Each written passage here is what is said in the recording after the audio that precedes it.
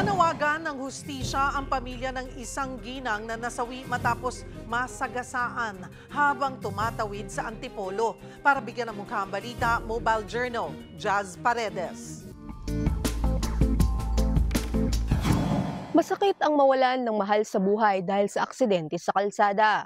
Pero mas ramdam ang sakit kung habang tumatagal, pailap din ng pailap ang hustisya. July 24 ng gabi, tama naman ang tinuwiran ni Nanay Imelda Binalya sa Antipolo, Rizal. Pero sinagasaan pa rin siya ng moto-taxi rider. 3 araw siya sa ICU pero binawian ng buhay.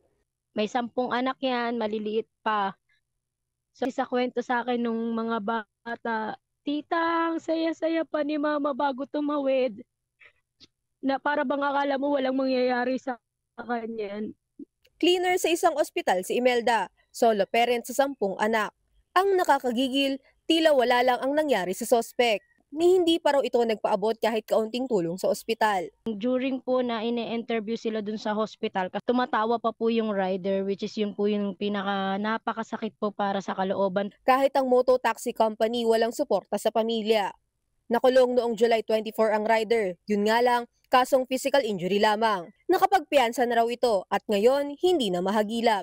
Dahil nga po namatay yung kapatid ko, itataasan na namin yung kaso. Nagulat po kami na yun nga nakapagpiyansa na po pala, nakalabas na siya. Pero sa ngayon po, ay nano naman namin sa sa mga pulis po na itutuloy po namin yung kaso. Ang hiling ni Angelita, hustisya para sa kanyang kapatid at para sa mga naulila nitong 10 mga anak. Dahil sa yung kapabayaan, namatay yung kapatid namin. Nawalan kami ng kapatid, nawalan ng mga nanay yung mga pamangkin namin. Respeto natin yung batas ng trapiko. Kahit konti lang ang sasakyan, basta may tatawid.